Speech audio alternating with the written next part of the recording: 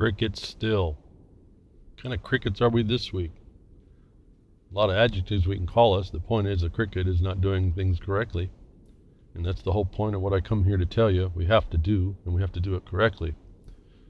As I was thinking a little bit about last week in the chats, I find out there's people that will disagree with my what I'm doing. I'm essentially innocent.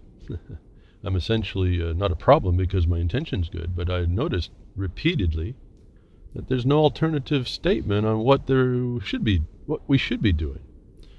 And there's also a definite lack of understanding of what I say, as I continually find. It goes on. You may be listening to me, you may be hearing me, but you're not really comprehending actually what I'm saying. And that's okay, because that's just an ongoing process. But for the people that I thought were listening for a long time, I would have thought that by now you'd worked out certain things and been able to at least address the condition, offer an alternative if what I'm doing is not correct. And it's laughable at some level without sounding a little bit like might be sounding like I want to be ridiculing anybody. But this really is a serious problem. If you don't have a solution, a countermeasure, you really better check what you think you understand, know, or what value that you bring. I don't want to get into the list of successes that we have. I've told you we don't promote. I say I and we, those I work with, we just don't promote. And I don't know why. It just hasn't been a thing for us. In some regard, I think promotion I know it's necessary in the commercial life, in our commercial world, in our advertising propagandized world. We all need to have that. We need to be entertained to be interested. But what we do isn't that. And though we need to promote, we need to make that in the reality of things, we do need to promote. But in the context of what the opposition will bring when you do start to promote, it isn't worth the promotion. That, one of the outlets I have to tell you what I can is through this broadcast. That I don't have a problem with anybody have a contrary view. What I find amazing, though, over days, over weeks and months, I start hearing my own words coming back at me, even though the people that deny that I'm correct are using those very same observations, or they come to those realizations, and that is great. The problem is the denial causes division.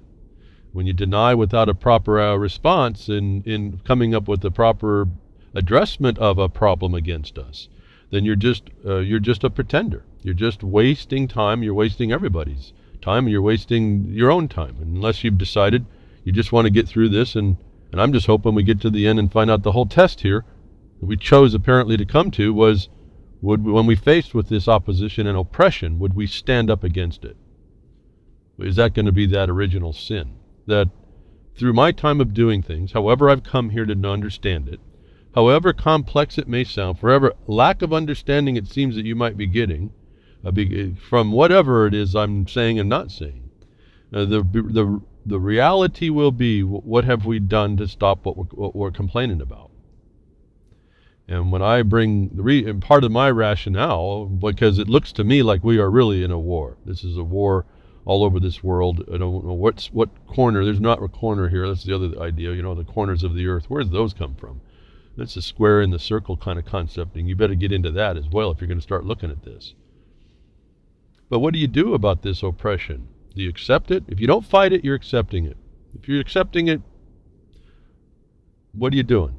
Why? I'm asking you why. Why are you accepting it? Why don't you have a solution? If you don't agree with the way I'm going at it, and I'm innocent enough because my intention is good, I intend well, that's no different than saying that, he's not a criminal. The point is that the oppressor is still out there. And so I view this as a battlefield, and without ever having been in that, again, I've told you, I tried to get in the military for whatever reason early on 5 times. They wouldn't accept me, even though I had all the credentials to get in and just choose whatever I wanted. There was always a reason why they had not to actually let me in, and I don't know what that was all about, but it didn't ever happen. And so I didn't get the so-called benefit of training in war. But somehow being in this battle, this civil war we're in, this invisible, this transparent civil war, has given me insights that people tell me I've read books and utilized the principles in, which one book I have read, but I never really thought about utilizing the principles. At the time, I didn't know about this war. I just read the book, Sun Tzu, The Art of War. Didn't know anything about it. I just read it. Made sense, but it didn't make any applicable sense. And then I now find myself people telling me, well, this is what you're doing. Okay, great. I see. Yeah, you're right. I guess I'm doing. I didn't know that's where the source was. But somebody long time ago, who was a very respected general, identified these things that need to be done. That if I look at someone confirms to me that those are the things I'm doing, then by definition I must be fighting a war, whether I can actually readily attach it or not. And this is another way you define reality.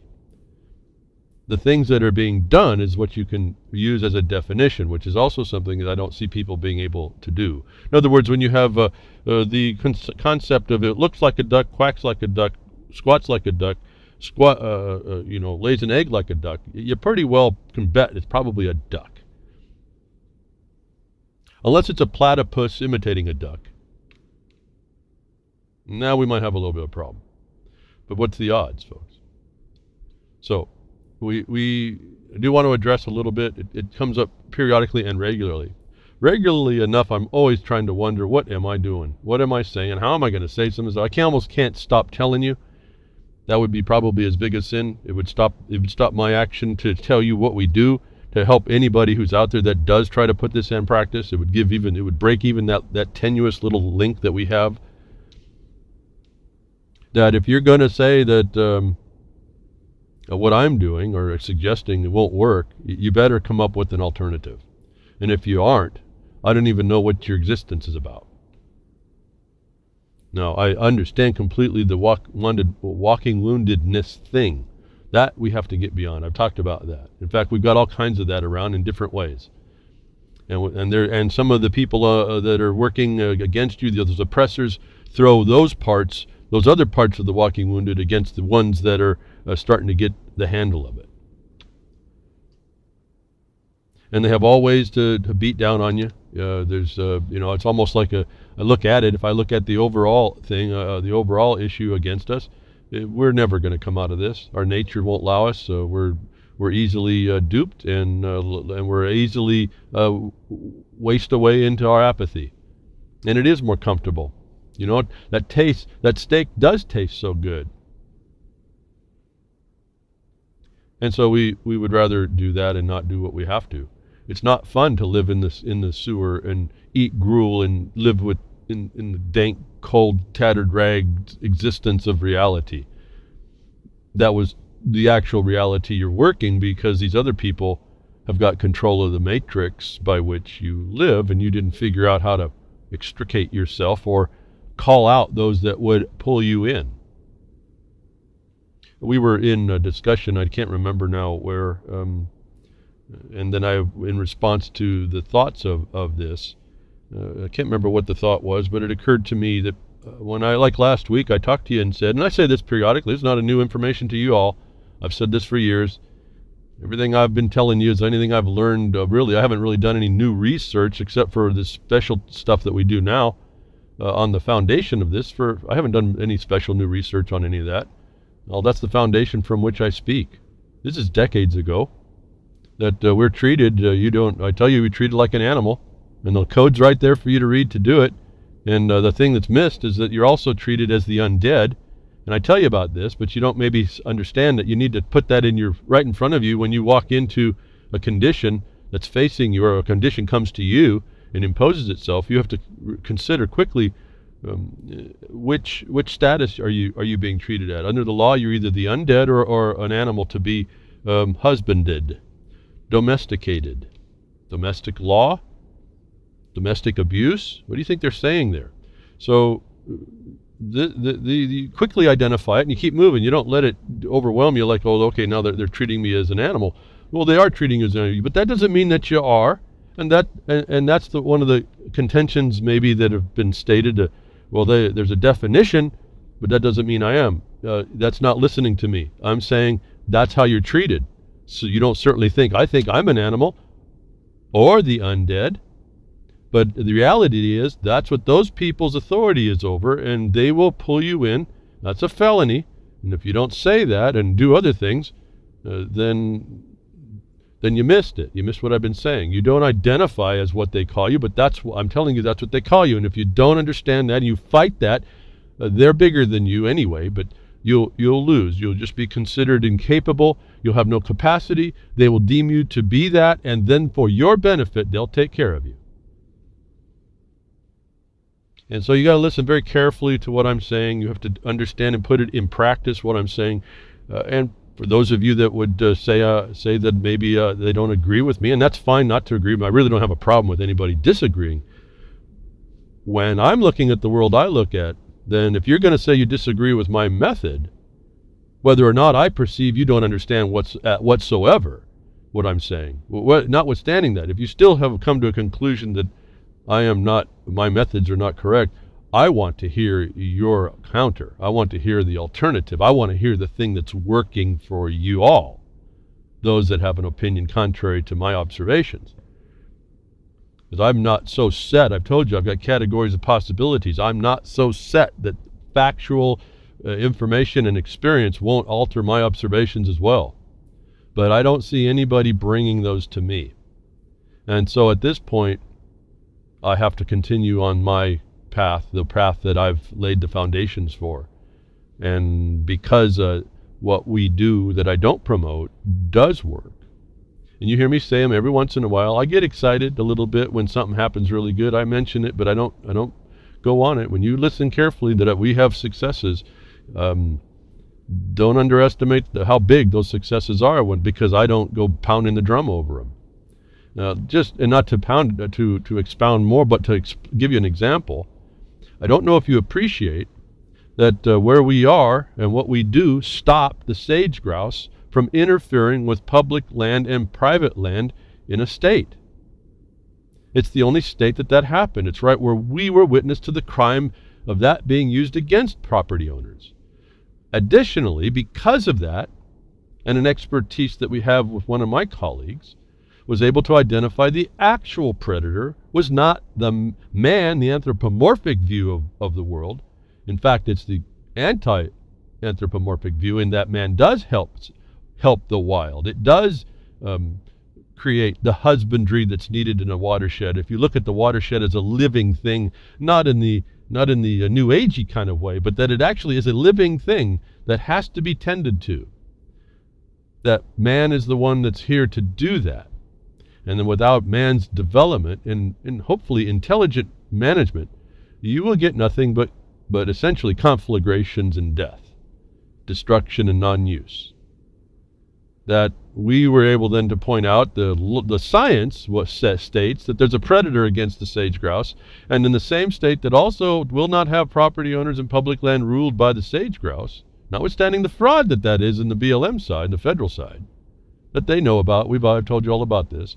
There is now a target now on the predator bird that goes after the sage grouse, which decimates the sage grouse populations and increases their populations as any unchecked natural state would be. In other words, there's a problem in the food chain as well, which shows you this is not just a dog-eat-dog world. This is a thing-eat-thing world, and the predatory world, and there has to be some checks and balances if you don't want it to go into just chaos, anarchy, just natural law.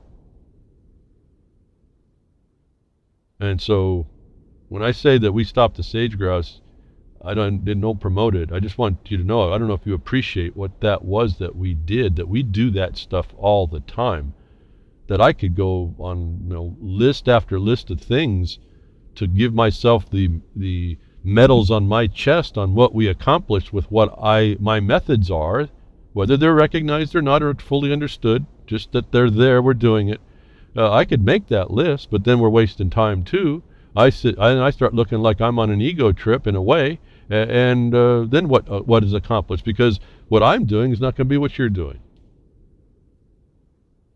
What I'm doing may not be something you're skilled to do. I don't know. I don't know what that's all up to you to decide. But to say that you don't agree with me or my methods is to also say that they're not successful, and then I expect you all that say that or think that to have an alternative, which I never ever see. And I'm only saying all this because I want us to be more empowered. I want us to work together where we can, and if we can't, that's fine. Find your group that you can work with, but work together to do something that needs to be done. Find that wrong, you need to be made right. I'm here to tell you how, when you go do that, how you will be received and what techniques you will need in order to overcome that. And it's not an instant success because you bring the law.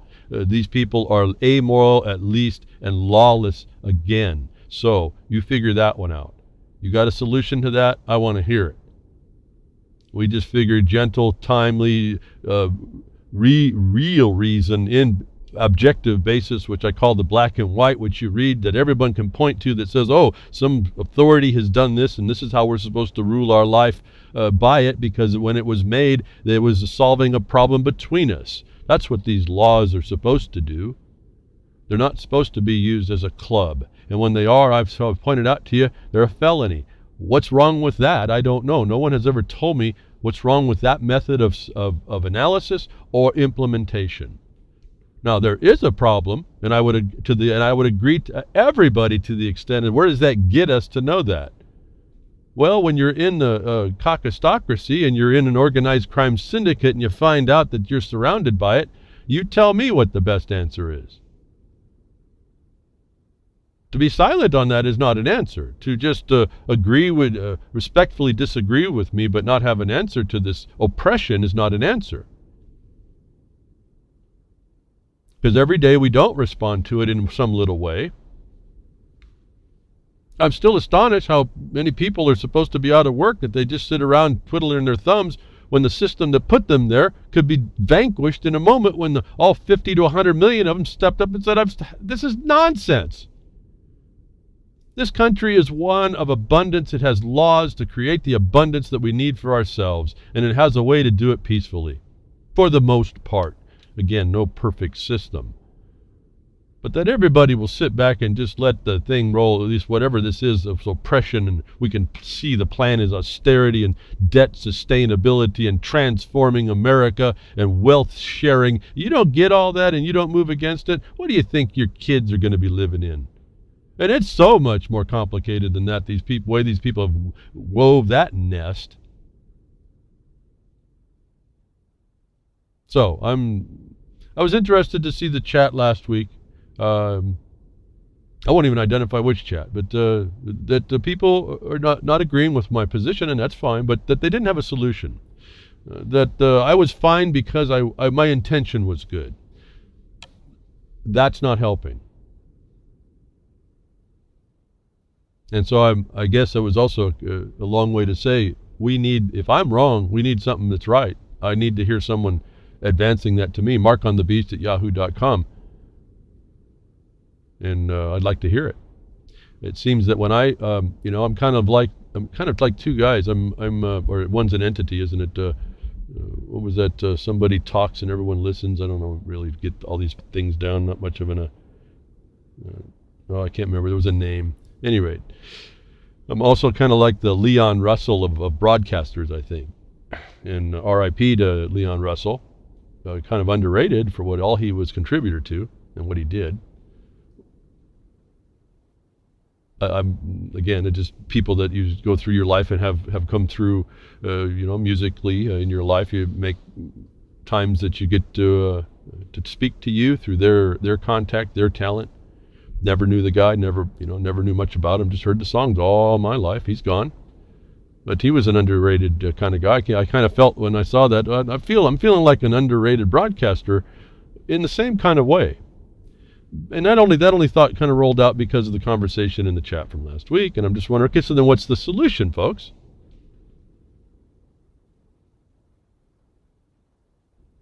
What is the answer if what I'm offering is not correct? And I answer that, I'm asking that in all earnest. What are we actually supposed to do? Sitting back and waiting to go use your Second Amendment ain't going to cut. I'm just not going to cut it. And there's no one that's been able to argue that it could. And from my perspective, that would be violative of my perspective, because we are required to have the responsibility in practice to not let it go there, because it means in my mind we failed. And so all the y'all that might say, well, we're going to go have a shootout, okay, I think you're just pretending. You don't understand. You really don't understand. It's not that I conceive of and understand the whole entire picture, but you don't understand. There's a whole other dynamic going on. A lot of the stuff that I hear offered by people have been destroyed as ideas a long time past. Everyone's trying to regurgitate everything that they didn't understand already existed before as an answer, and then they condemn you because you don't agree with it, and they won't go read the information and don't understand how to go find out what's right there for them to read, that what they were suggesting didn't work. And this is a division again in us. And I look out in the society, and I tell you what, if I had to take the big picture, I'd give up. We are so easily duped. We are so without capacity in understanding the most simple instructions also. And this is another problem, that I don't even understand how we even get this far. I don't really, it's a wonder how I'm sitting here to understand what I do. It's more of a wonder that I work with a few people that actually do things like this in face of all this nonsense that we see, this insanity. And more of a wonder still that they find a few more people that actually move the ball forward down the field of this so-called, this game we play. And it's a game because we let the infiltrators in and we didn't stop them in time. We believed that they were all helping us. And so this is why I tell you, like this Trump guy getting into election, he's just another political party member. I think he actually did a fancy footwork job, but we're looking at like a third-party candidate. We might be even looking at a party that's not a party. But the parties are all illusion. They're all criminals. So do we have any change? Yeah, just the way the candle burns. Remember, I've told you that. And so what's my interest in this? My interest is I've been spending, 10 years in one aspect to open up the public lands and bring law back on the land. And we have a glimmer of hope because there's a chaos of transition right now, and someone's made some promises, and based on that little idea, we might be able to sneak back in and get the law be reinforced in a very small sector of our society. Happens to be the basis of our society, raw materials production. That's my only interest in all this stuff. Otherwise, what we do is going to be forever because our whole population is really, really not up to it right now. And there's nothing stopping us from being up to it, which is the encouragement I get. I can see this every day for as slow as it is. Maybe one more guy will step up. One more woman steps up in the right way. Actually starts to listen and actually starts to do the right thing. It's pretty neat, and I really do. That's when I start to smile. I just can't get over how fast some people will actually pick it up, and I say, wow, there's another one. It's not all of us. It's only those of us that don't look at something and say, listen, I'm going to stop that nonsense. I'm going to fix it. I'm taking the responsibility, and I'm going to do it. And I'm doing it because I heard someone else say that they could do it themselves. Maybe I don't know how, but I'm going to step up and try anyway. Maybe I'll send them an email. Maybe they can direct me where I can get started. Because times are coming here, folks. Your opportunities are being limited. And if you don't and I guess here's I'll give another caveat to all y'all who are listening. If you don't start learning the foundations beyond what I say here and understand how you address the oppression against you, because it's going to come at you it can come at you in a number of ways, but they have to follow those statutes. They have to follow that black and white that they're tied to. And they'll bring you into that if you know the language that brings you back out that they couldn't get, you've now shown the distinction and the authority. And as long as you can continue doing that, and this process gets refined and they learn. I've told you, they're the amoeba. You stick an obstacle in their way, even a pin, they'll go around the pin. You put two, they'll go between the pin. They'll find the outside of the pin. They'll still come at you. You have to be able to continually tack the place and stick the amoeba in a box that it can't move, and it's already in the black and white. That when you understand that, you can at least put a plausible defense against the attack. And if you're doing it really well, it turns that defense becomes an offense. And it's offensive to them. That's why they call it an offense. And so this takes more, way more than what I'm telling you, but it's findable once you get engaged. Once you roll your sleeves up and you find out what it is you're after to solve for you that you think is the wrong that needs to be right, a lot of these things start to pour right out. You will never, I don't think you will ever find these things that I'm telling you are the deeper understanding and foundation until you do.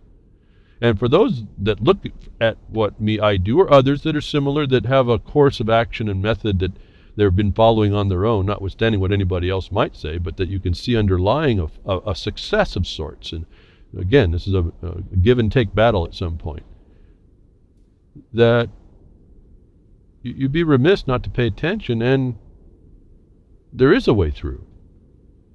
The thing is, the illusion is that there is not a way through, because they're infiltrated and surrounded, but they're all an illusion as well. So all you all give lip service to the illusion that you see in the facade instead of addressing it.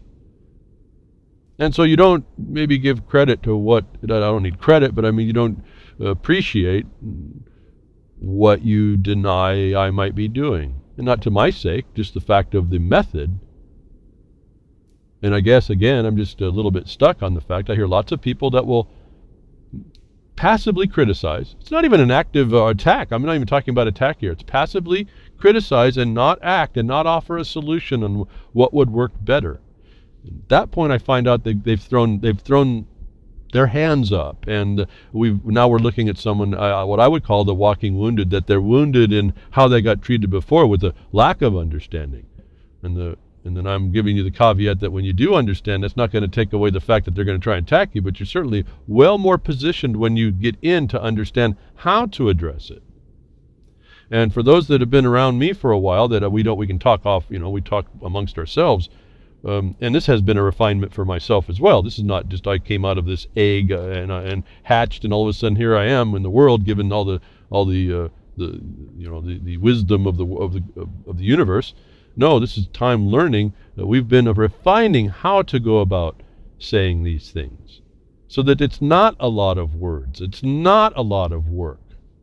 It is a steep learning curve, but as I told to someone, I want to mention another important contact happened this last week.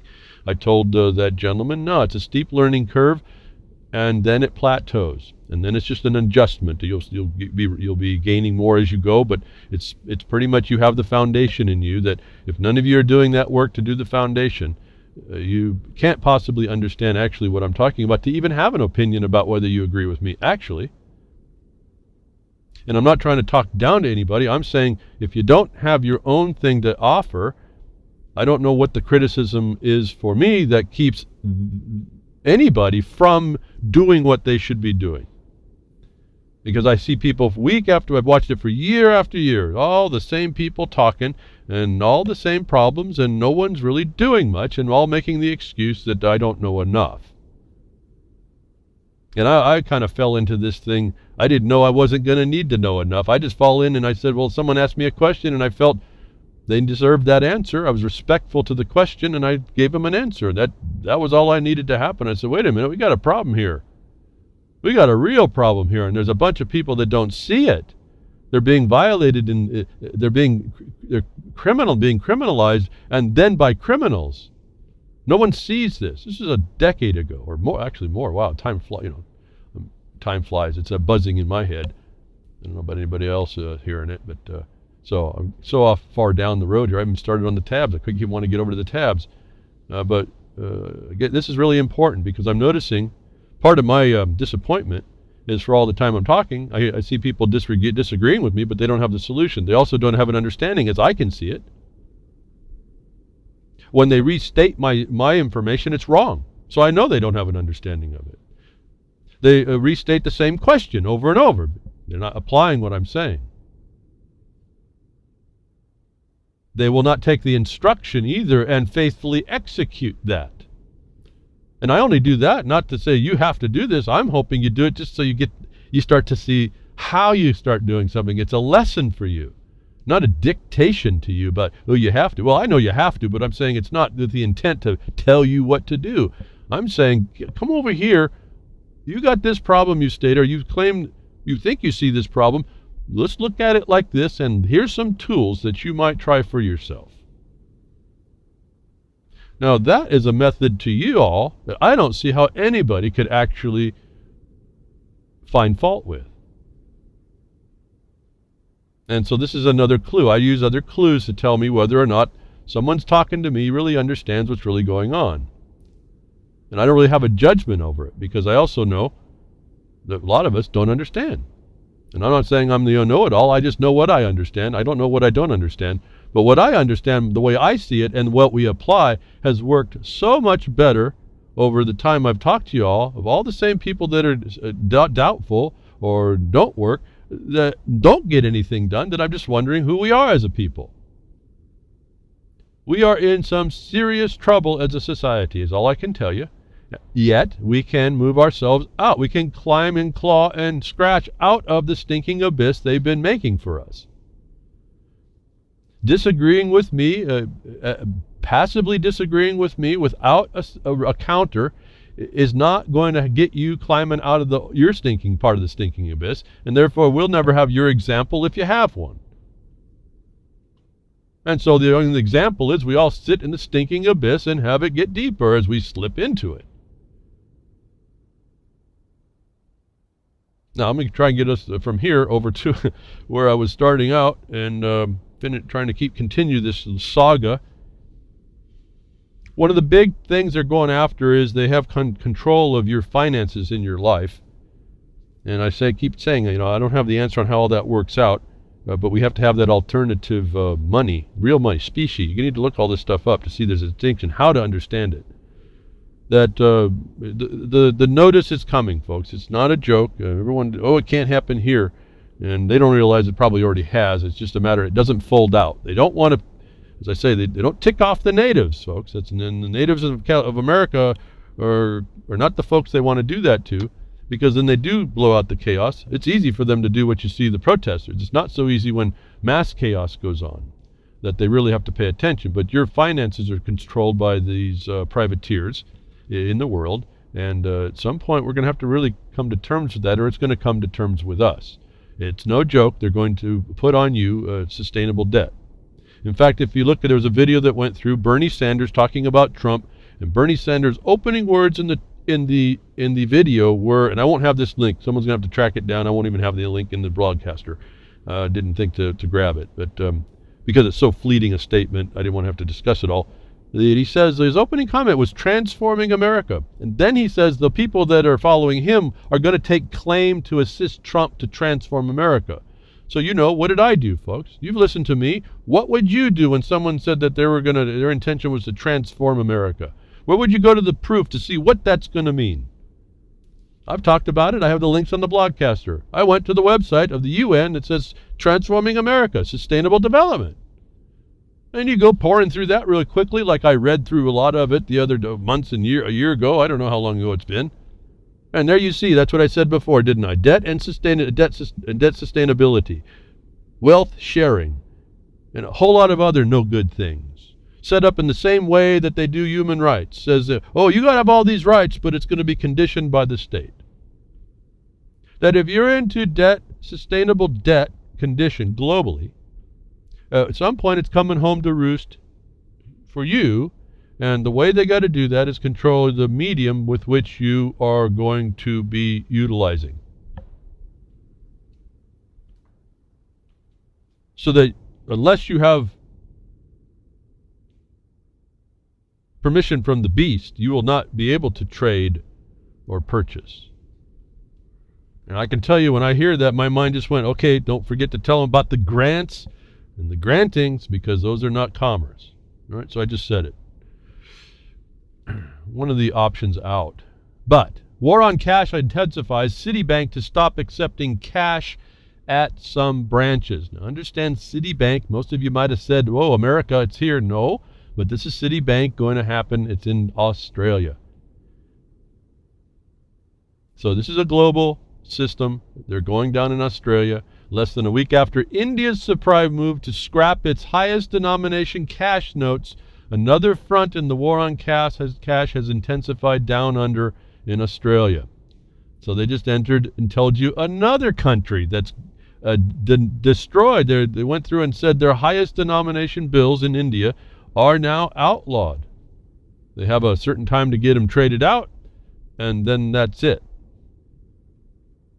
Yesterday, banking giant UBS proposed that eliminating Australia's $150 bills would be good for the economy and good for banks.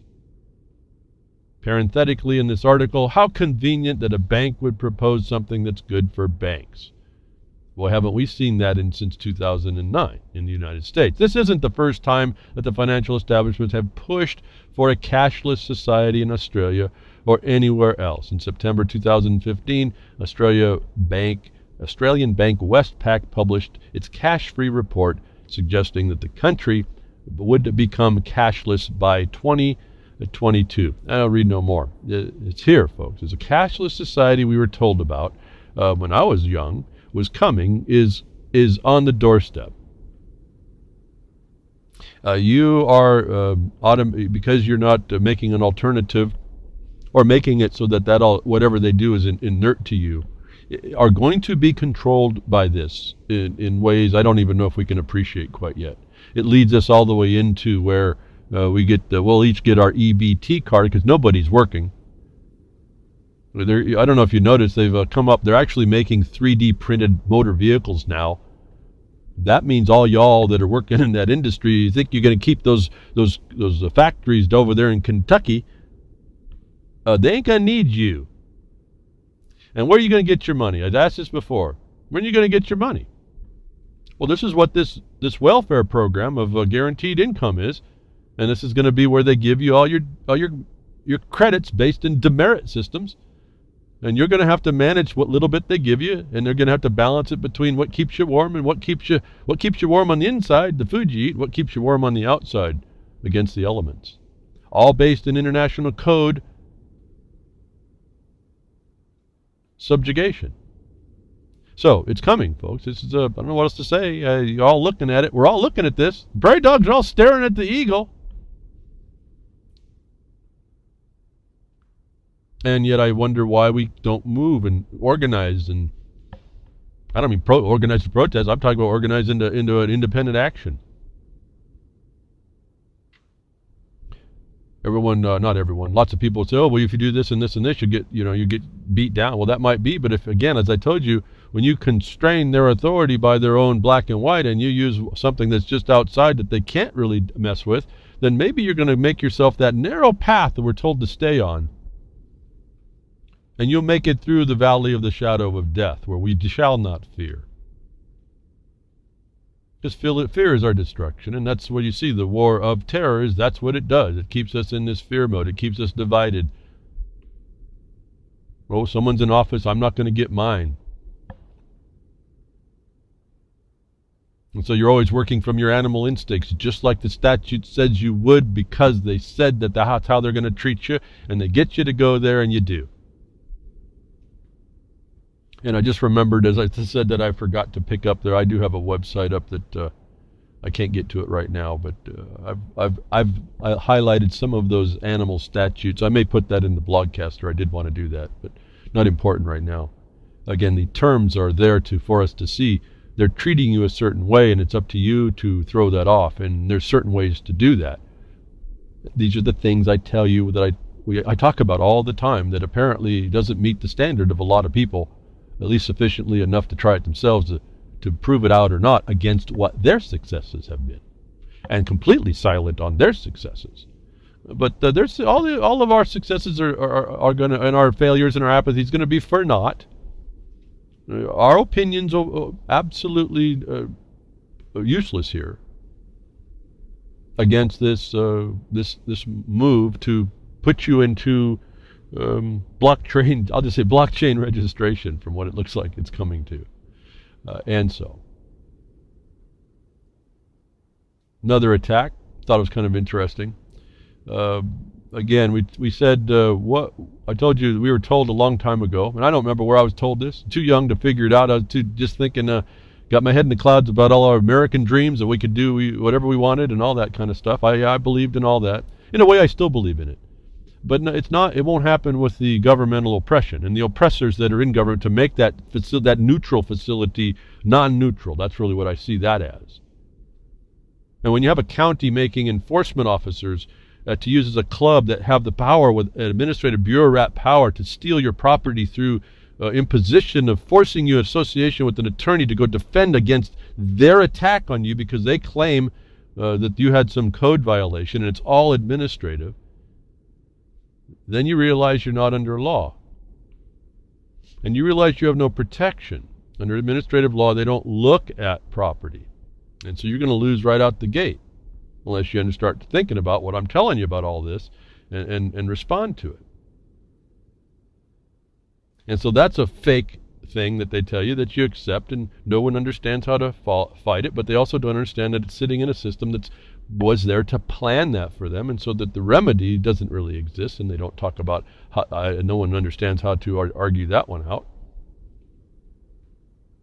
I mentioned a real quick little point. I don't know if people appreciate hearing this stuff. I said, well, if you're sitting in a commerce, what about grants? I'm talking about the same answer here. Well, when you go against code enforcement, where was the state's authority to issue a bureaucratic imposition on a grant? What grant am I talking about? The disposal of your land to you, to the first patentee, as you should be making a record of your status as an assignee.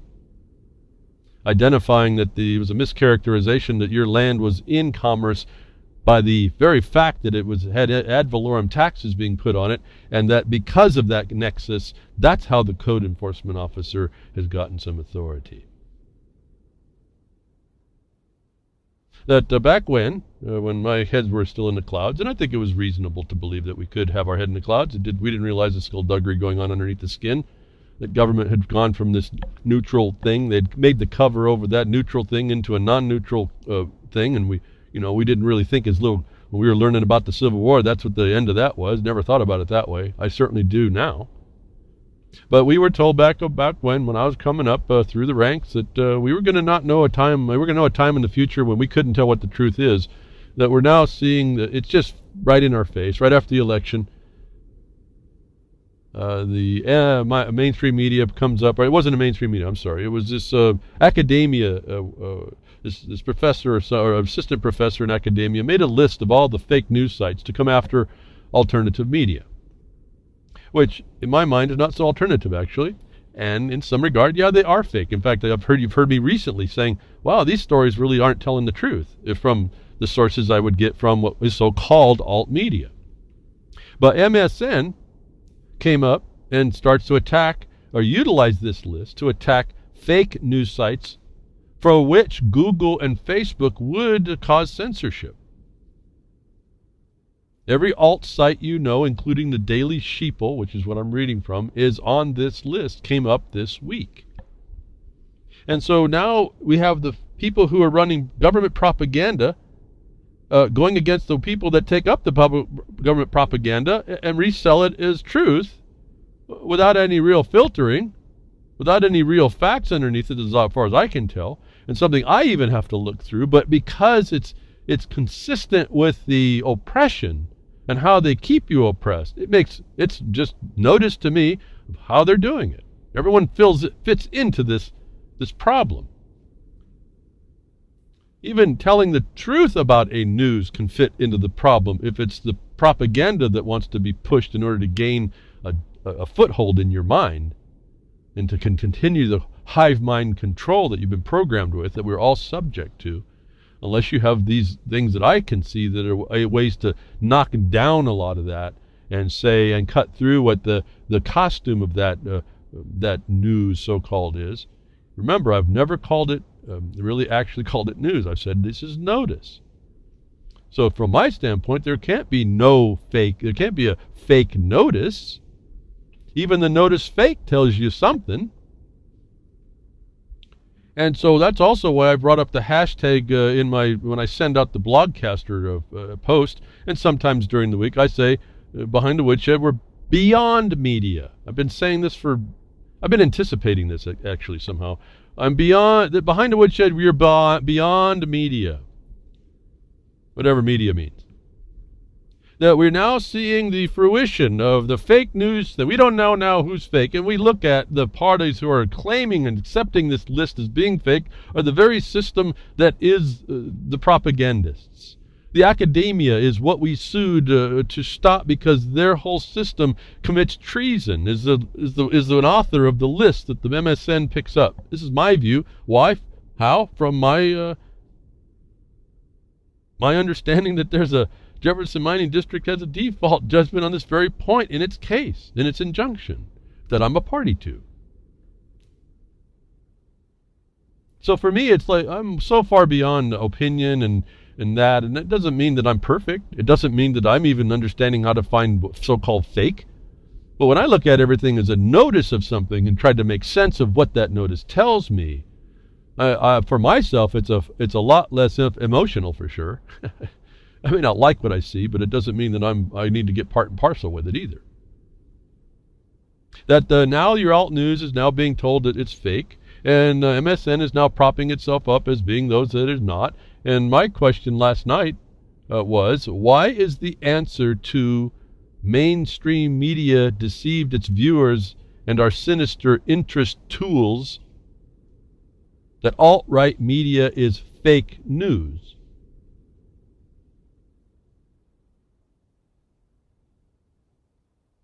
And then I said, oh, wait, because isn't it self-evident that the mainstream media is a deceiver and it's a special interest tool? And wouldn't they come out and, as a fake news organization, say the fake news sites were in competition? In fact, what is the word that covers? Nothing more than a scapegoat. And wasn't it more just this morning that John Rappaport comes out to write about that very thing?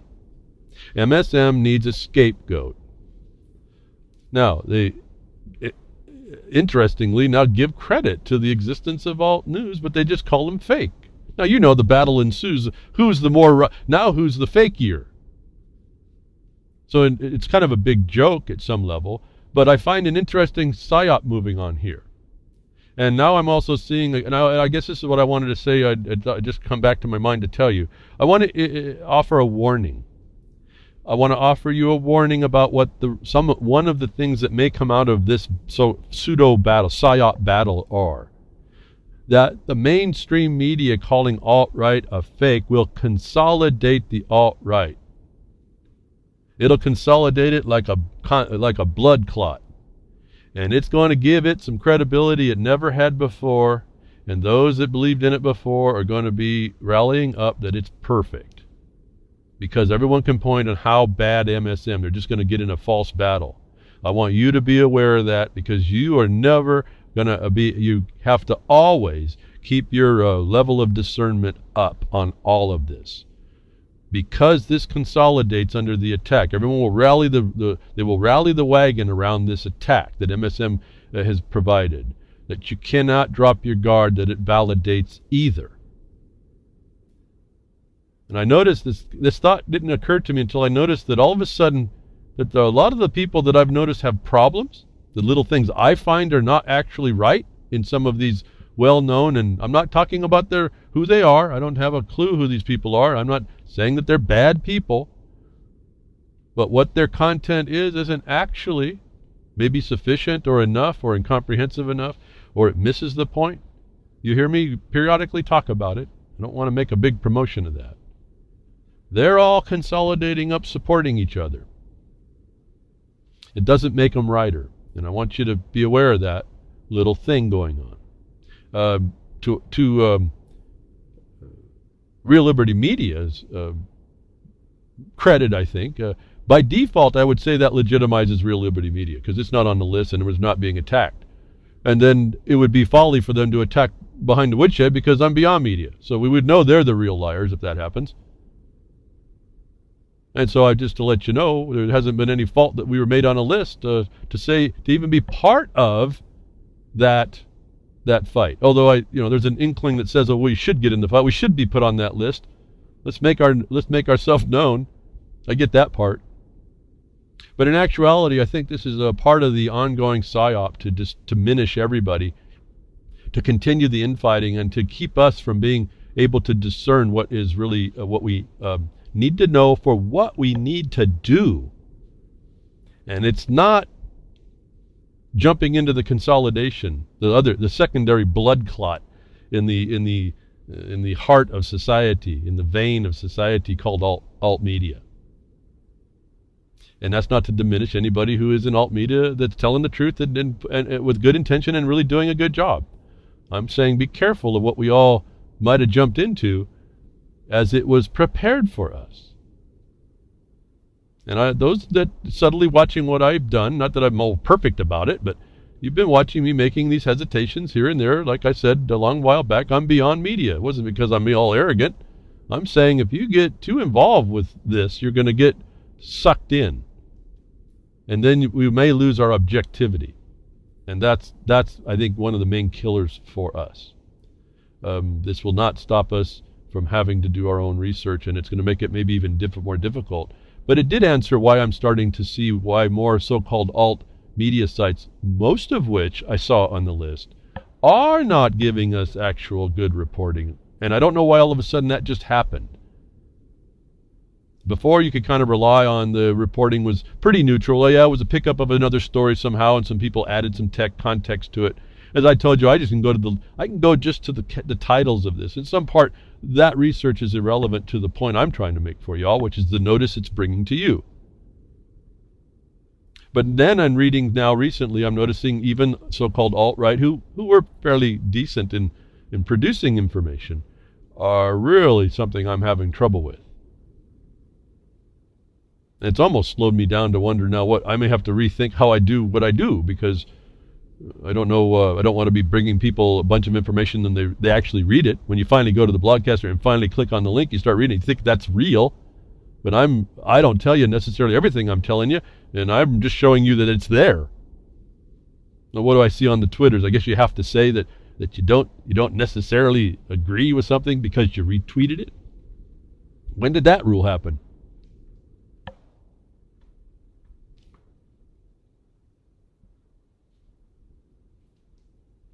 Fake news.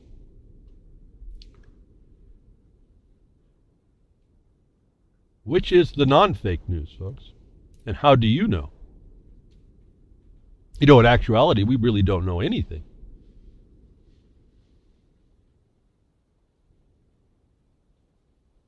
And so a lot of times when I'm speaking, I'm saying, okay, I see what they're saying here. I try to analyze what it means in context with the way I've seen the world actually starting to run, what I'm going to have to consider that, and so that I position myself in our actions much more appropriately. And this is what I'm trying to tell you. There's a methodology to how to do this, that if you're not fully listening really clearly to what I'm saying, you're going to miss its context and how it makes what we do successful. Because they're coming to take stuff away if you're not a preferred customer. If you don't have the things that you're supposed to have. You don't have that mark, folks. You know, Mark on the Beast at yahoo.com was not Mark of the Beast. And so if you listen very carefully what I'm saying, I'm trying to tell you we can put the bruises on there. It's where behind the woodshed and some of the connotation of what being behind the woodshed is, and why you can open a can of whoop ass too. I'm not going to open it. You will open it.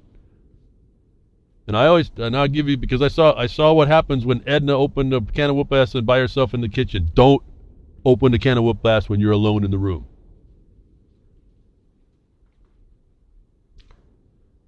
But they're taking things away if you don't have the proper view. Google and Facebook are now having trouble. Who are they going to define as fake news when they're all seem to be somewhat fake? And really, you're just talking about the imposition upon a First Amendment right, which now you know the academia assistant professor could care less about. That's what your college students are learning. You see, there's a bigger and bigger pool to talk about if we wanted to, and I could go off on it, and I could be telling you all about this stuff, but for my sake, when I tell you that should be enough, we can move on, and I'll move on to another subject matter to get you to be looking in the right direction about what's coming, so you can prepare yourself as this thing comes on, so that you are off the tracks of when this train comes through. Or maybe we're better, we can run up the tracks and we can change the track, or we can take the track apart that's coming through. Then we will have a derailment of that system that was the world we want, which is not you or me, the world they want underneath sustainable development, transforming America into a debt sustainability farm, essentially, of either the undead or the domesticated animals. And when I tell you this stuff and talk to you, they tell you the codes are out there for all this. They're long before any of us were, long before even Ron Paul, all these so-called political movements that happened since the internet. They're long before that this has all been put in place, which is, in a way, a scary thought. But if you're not connected up and you don't do it just the way you said, and you don't give up what you're told to give up, this may happen to you in the near future. Besides going cashless, mobile phone numbers without fingerprint records to disconnect from today. What I liked about that title is there was no place. I'm saying that one day that will happen anywhere. But this, in fact, is the notice, the telegraphing of what can happen in a place like Riyadh. The Communications and Information Technology Commission announced on Wednesday that mobile phone numbers without fingerprint registration would be disconnected as of Thursday. But this is an old story, so they've already had all that happen. You don't give up your biometrics, they're going to steal your phone. And did you miss the point, folks? Are you missing, or are you following this? Did something click in your mind, or did you miss it in the very first 4 or 5 words I said? The Communications and Information Technology Commission announced. Doesn't that say that your phone is in commerce? And if you didn't know that, why? And so, we have to find something that's an alternative if you don't want to be subject to this. I don't have all the answers for that. I know we're pretty bright. I think we're pretty creative. At the level of the animal, we're pretty creative monkeys. And I think we can rise above, but it's going to take people to do that. I don't have my faith and trust in lots of things and alternatives, but it's what we have right now that as we're working through this problem. So it's globally, we're seeing the globalism. We're seeing how they're going to go about controlling all your lives, and I'm saying most of you will succumb. And there may not be much of a way to escape it. We're told there is no escape, but I think, as I told you before, if you know the number of the name, you have an out. And I say, well, if I got someone's number, I understand it enough to be able to be standing just aside the train track when it comes rolling down the track.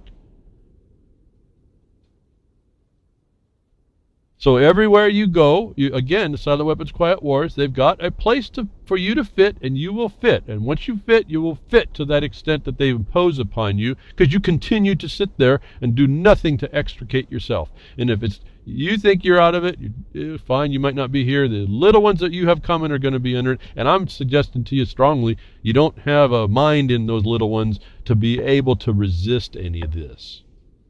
And if we don't get the momentum going in the proper direction, get the memory of what we were supposed to have, and get it working, applying in the world right now as a memory to be done, not to be thought about, they have no chance. I've heard someone in the chat room a couple weeks ago said, they always throw this thing out, the children are our future. And that was said and posed to me when a long time ago. I thought I could do something if I ran for the education system, and so I ran for a local office in an education council or something. I can't remember what it was. And somebody made the comment, and this trying to sound really large and international. The children are our future. And I'm just sitting there running for an office that makes the policies for those little ones in the future. I said, no. I stood up and I said, well, to answer that, no. We are our children's, if I could say it. I didn't use the legal term. I used the legal terminology, but you know what I mean here. We are our children's future. You know those crickets I talked to you about? And you know those big cow eyes that blink? That's the response I got. Crickets and big cow eye blinking. As everyone stared at me and said, well, what are you talking about? And I realized right there I wasn't going to be in that office, and there was probably nothing I can do in that system.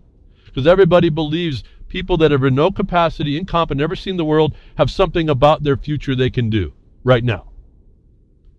And that was my first glimpse that we have this thing wired backwards and no one's noticing it. We're taking a trip looking out the back window, I guess, and someone else is driving us, folks. So we have looking the wrong way. The back doors are everywhere. We're all looking the wrong way except for the place we have to look for, and we keep utilizing what they give us. So Wanted to give you this warning. Secure boot snafu.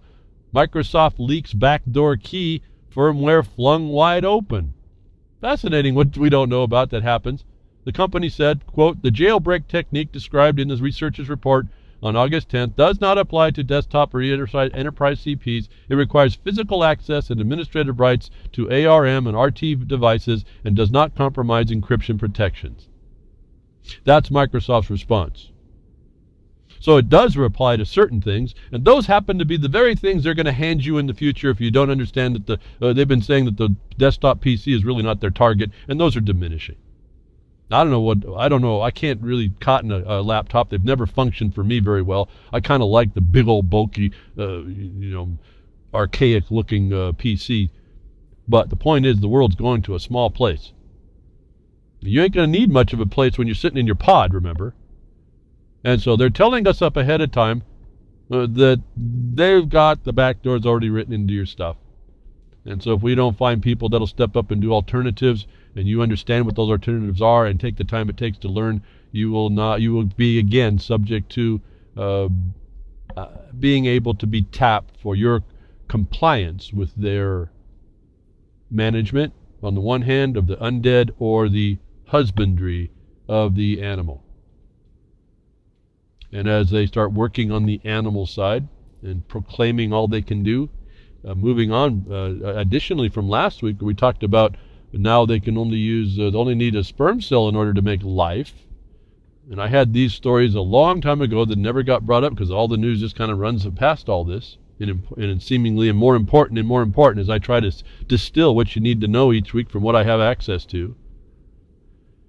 Of the most important information, you get the high grade, and I have to just have the rest of my work sitting there, and we don't ever get to it. But in the same vein of last week, where there's now science and technocracy and the pushing of the agenda that men and women mean nothing, their relationships mean nothing, the way you have a relationship it needs to be modernized.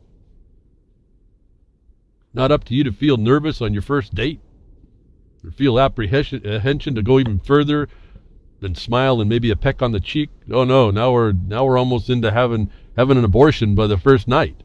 No, give me the B pill. We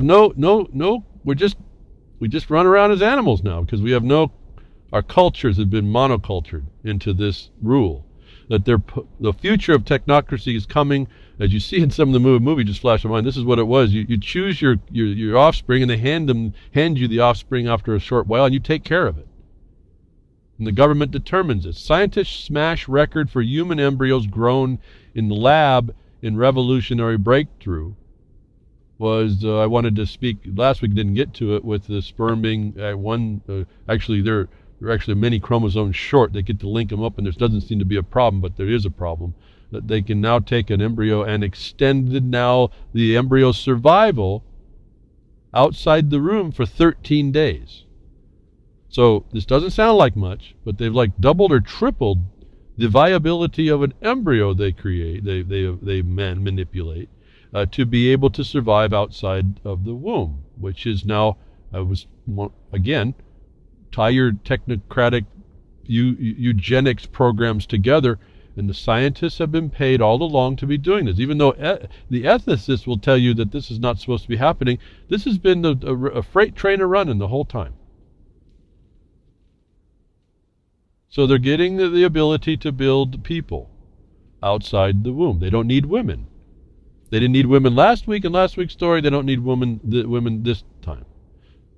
Now, what they've shown this week, they have embryos. So they need a woman to have that embryo at least. But last week they showed you they're going to even move beyond that.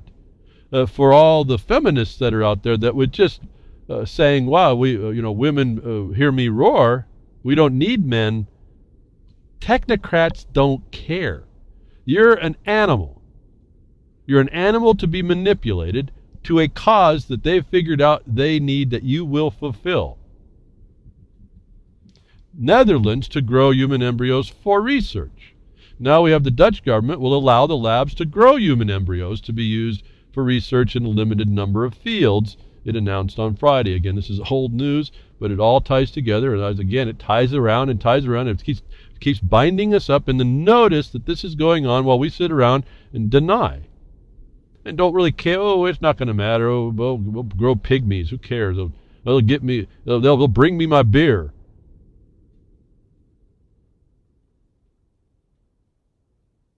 Is that where we are? And if you're not, then why aren't you thinking about these kinds of things? And maybe, I don't know about, see, to me, there's just so much to work with. I can't even say that I can engage this, but some of you out there may find this pretty revolting that need to step up. That's what the 50 million to 100 million people that are out of work right now should be doing right now. That just, I can't, in a way, it kind of disgusts me to watch a bunch of people accept this nonsense.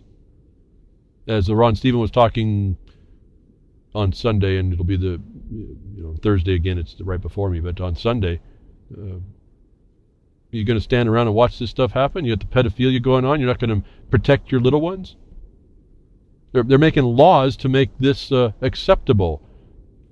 They're making, I told you they were dropping the rate of consent. They were going to get it eliminated for these, well, we call them pedophiles, but there's something other about it. It's not that either. And this is, I told you, I was doing this is what got me rolled up the final time that it got me rolled up when I was doing that documentary against pedophilia in the court system and that whole child services. It was like adult services, is what I found out. And right near the time when I had my documentary done, I got picked up, and they put me in solitary for the time that they held me. And when I got back out, that whole project disappeared. It was only down to a scrap of paper that I remembered was put underneath some desk cover that proved that project existed when I got out. And when I see the Podesta files, though I thought it happened, and I couldn't see how could something be so integrated that they could get rid of every evidence other than that scrap of paper. I can now see how they're so integrated, because this stuff is around us and they're so good at hiding it. If you wanted evidence of how a conspiracy, and really an active conspiracy, can happen without you knowing about it, look at the Podesta files and what I told you was going on in Pennsylvania with the two judges that then turned into Sandusky, that I told you it's going over to the pond and then it's going to come on back. And that's the end of the discussion I had. And look what happened over there with the BBC and Saville, and now it's back in Washington. Why? Through WikiLeaks we find out that you live in a system that's run by these creeps at the minimum. That when I see the integration behind the scenes, it's no doubt now what happened to me. That this whole thing is running on a track, and they're utilizing the technology to pull you completely out of the picture.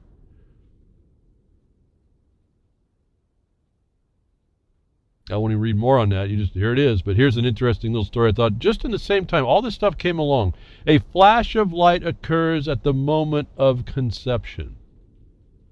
My mind started to run wild a little bit about actually, can you prove you're real or can you prove you're made in a lab?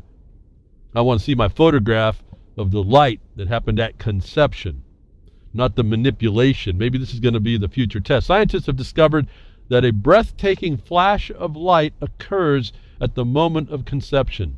For the first time, researchers at Northwestern University have demonstrated that when a human sperm first meets an egg, a bright zinc spark can be seen not only as a remarkable phenomenon, but also as one that might be a game changer for in vitro fertilization.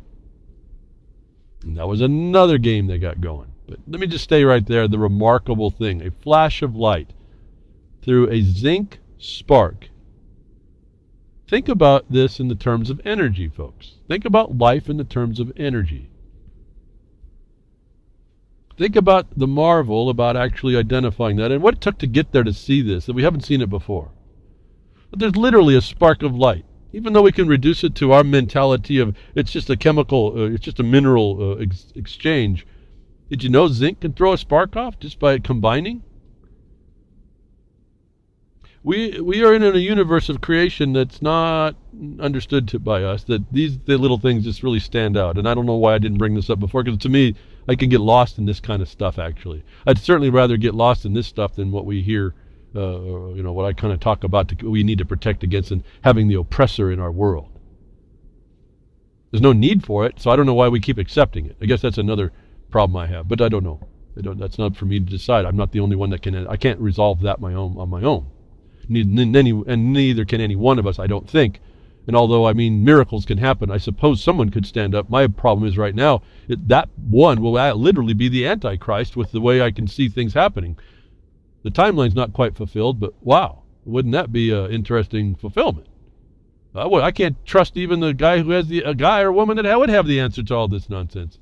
That's what's supposed to happen, and the one we're not supposed to be looking at. And aren't we talking about that all the time? We have to be able to conceive and see the transparent, see what's a harm right in our face that doesn't look like it.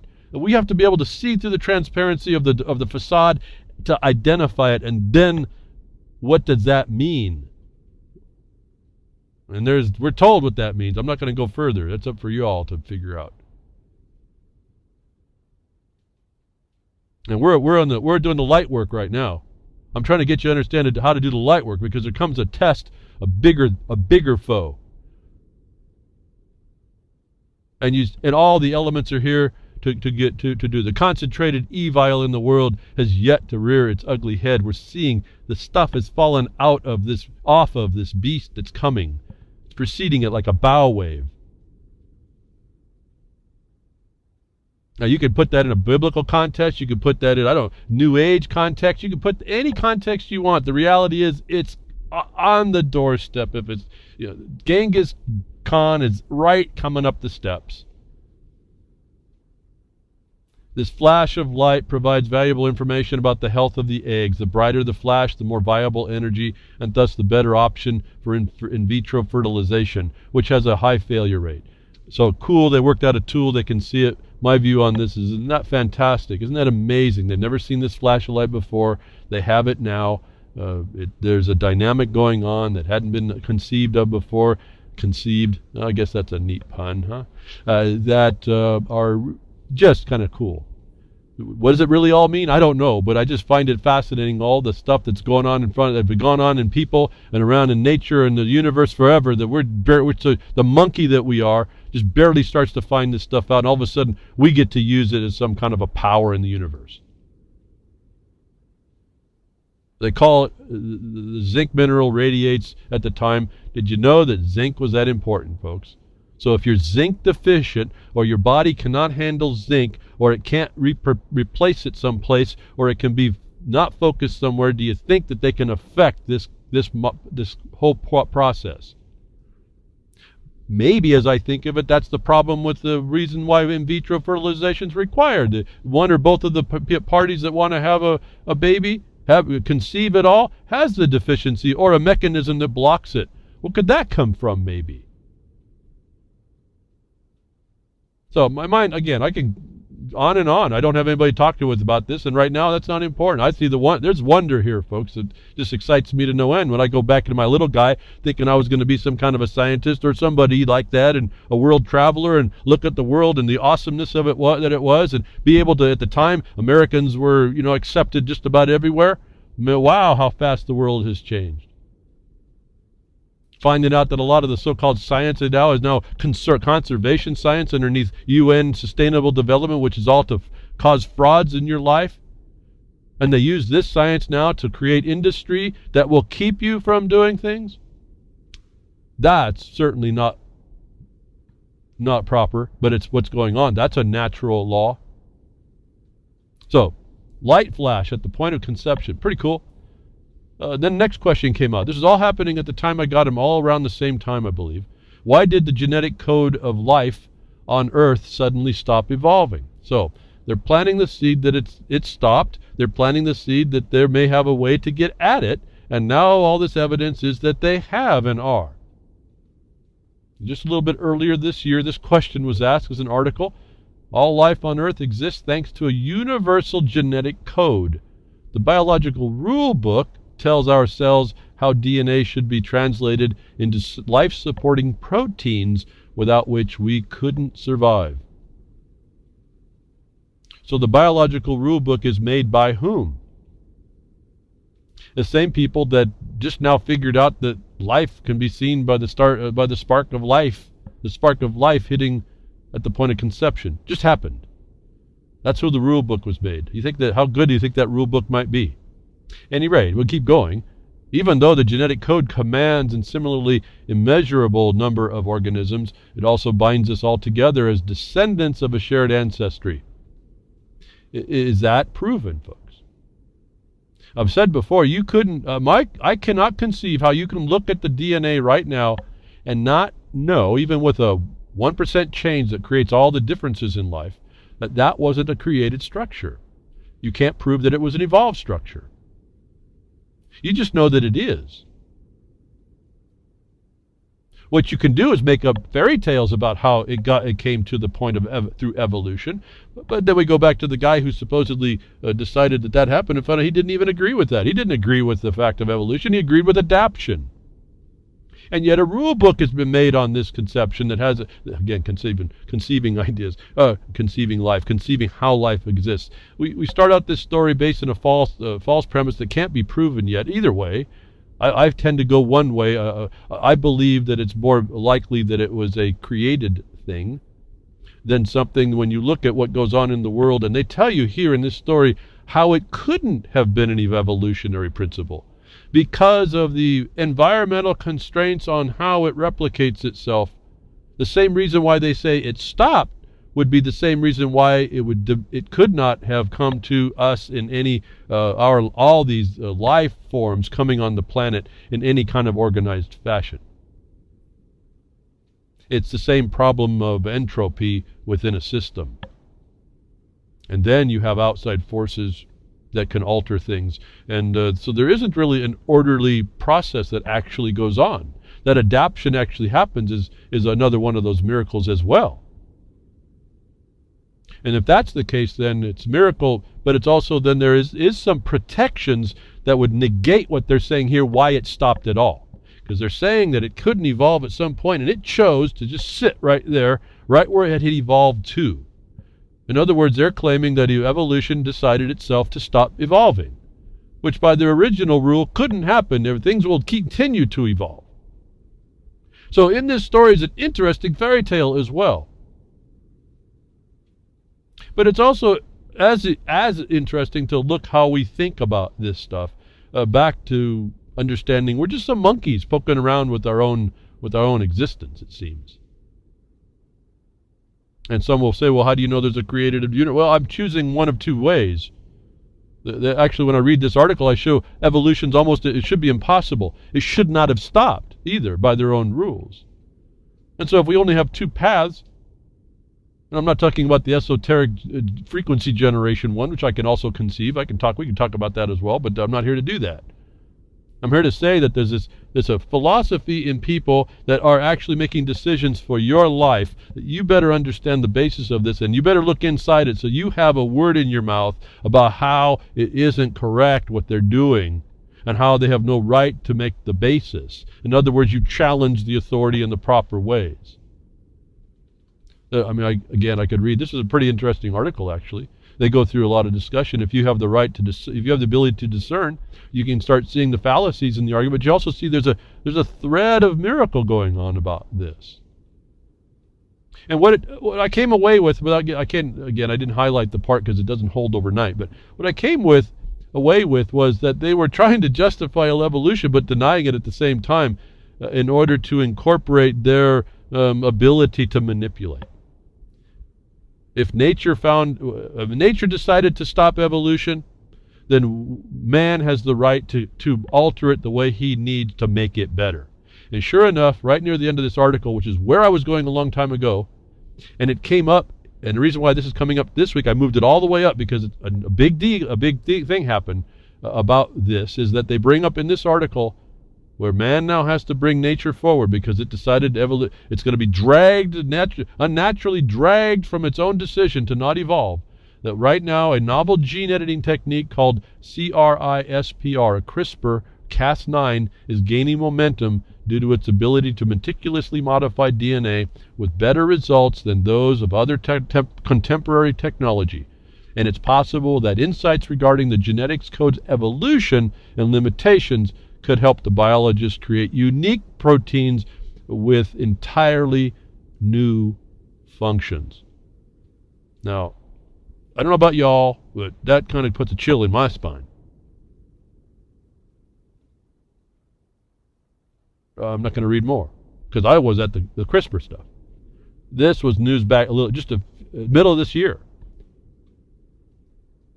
And so I was going to do a little bit of a expose for you about what this technology is, and just bring up here, DuPont Pioneer announces intentions to commercialize first CRI CRISPR-Cas product.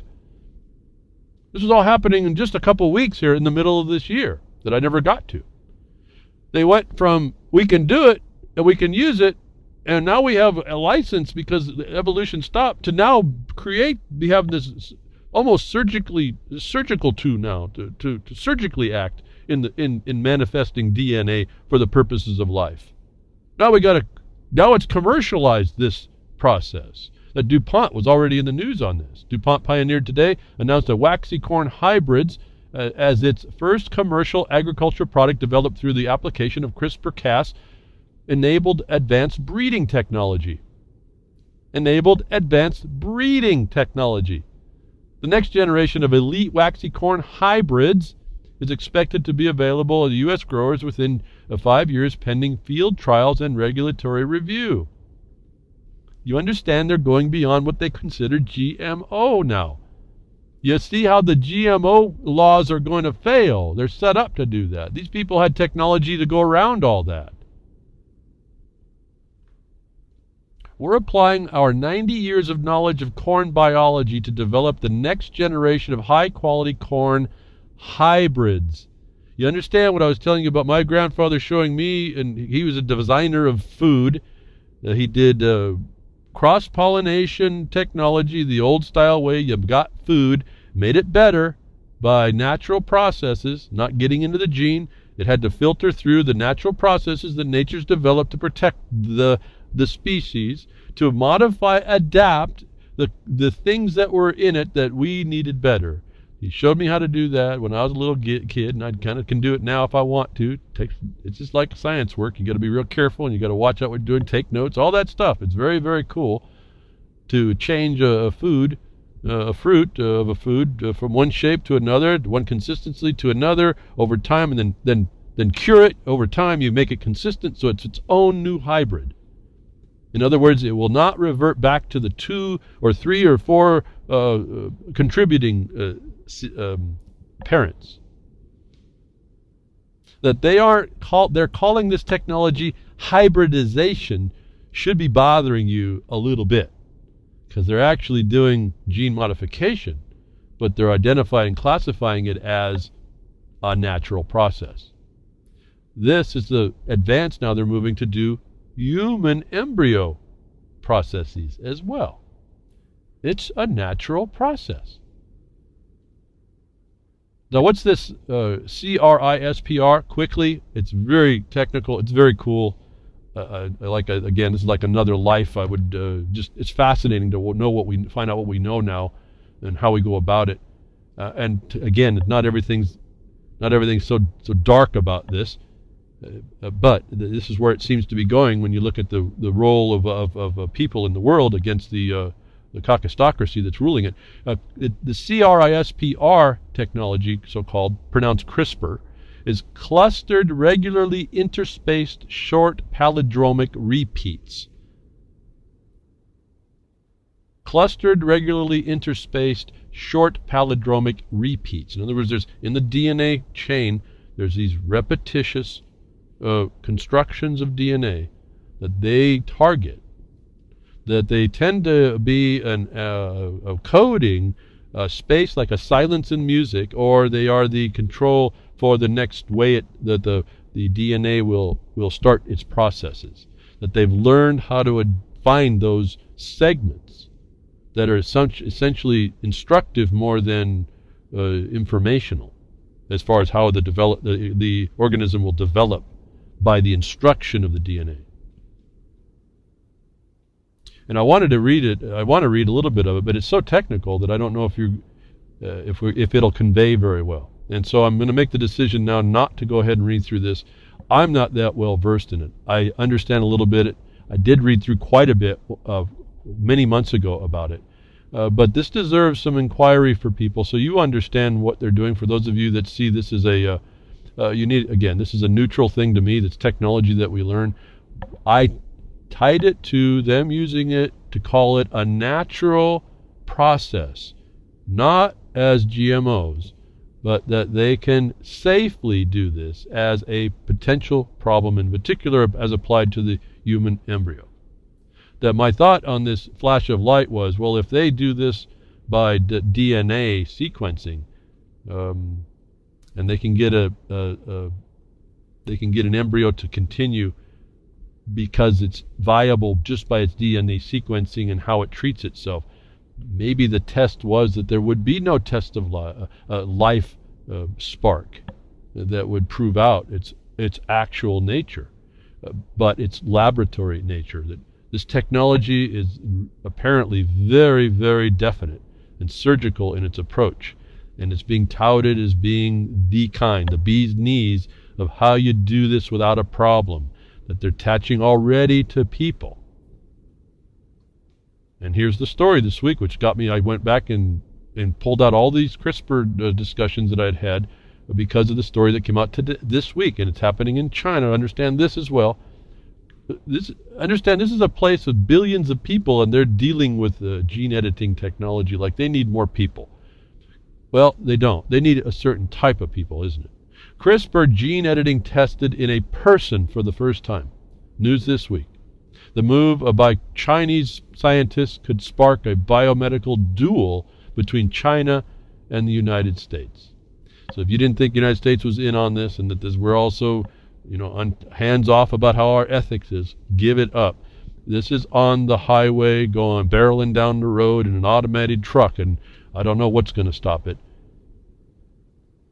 When you attach it to the eugenics purpose and the limiting the people in the world to certain jobs that you're going to be told that you do because your performance is right, and they've got your number essentially from the beginnings of your existence by the instructions they've put in it till the end of your life, which is probably predictable at that point for the most part. You're seeing the future that the technocrats have planned and are accomplishing. A Chinese group has become the first to inject a person with cells that contain genes edited using the revolutionary CRISPR-Cas technique. On October 28th, a team led by oncologist Lu Yu, not me, Yu, at Sichuan University at Chengdu, oh, here we go again, all these names that I can't ever pronounce, delivered the modified cells into a patient with aggressive lung cancer as part of a clinical trial at the West China Hospital. Earlier clinical trials using cells edited with different techniques have excited clinicians. Remember, all these tests are done by the subjective view of clinicians as well, like you have AIDS because I say so. Everything is because you have some bureaucrats say so, some clinicians say so. Don't miss the importance of that little sentence thrown in. The introduction of CRISPR, which is simpler and more efficient than other techniques, will probably accelerate the race to get gene-edited cells into the clinic across the world, says Carl June, not Jung, June with an E, June, not G, who specialized in immunotherapy at the University of Pennsylvania in Philadelphia and led one of the earlier studies. Interestingly, that's Sandusky, that's this singular child control system in Philadelphia that was all the news and the rage a few years ago, now expanding across the world. I think this is going to trigger the Sputnik 2, a biomedical duel on the progress between China and the United States, which is important since competition usually improves the end product. What's the end product? They don't tell you. I'm suggesting that you look into it and find out what you think the end product's going to be. And you notice they always test the last people because it's going to be supposedly ethically improper, unless you're near death to do an experiment, which also a problem with it. But who are we to deny someone of their own body the right of that tool? Maybe not such a bad thing, but they use it to get you to believe it's okay in all places and all instances. And the thought occurs to me, we don't know where the limit of this is, because they found also in one of these things I read that they can introduce these things orally. They don't need to inject them, and they don't need to be a special process. And that brought back some other stories from a long time ago about how we're going to be people, even existing, even young, after the fact. And we saw what the DARPA programs were about. You start tying this stuff together, and it starts to paint an interesting picture. I don't want to say the word scary, but it sure seems like scary to me. Again, it's outside your consent, and then you are controlled by those that are making those decisions. And we saw that happen in NDAA, where they can now execute you without due process just because they say, just cause, not just cause. DNA evidence can be fabricated, scientists show. Well, that's pretty much no duh. I think I talked about this before. I just want to bring it back up quickly. Scientists in Israel have demonstrated that it's possible to fabricate DNA evidence, and undermining the credibility of what has been considered the gold standard of proof in criminal cases. If you don't, as I told you before, I'm trying to all of a sudden flashback what I told you a little bit. If you don't think they can put you at a scene of a crime and get your DNA evidence and make a conviction here, even where they can convict a ham sandwich and get a conviction, you're missing what they can do with this technology already. That story about the DNA evidence can be fabricated was actually posted in 2009. How quickly we've now come to be able to inject it into people, and how surgical now it is, and they're agreeing already that it's beyond reproach.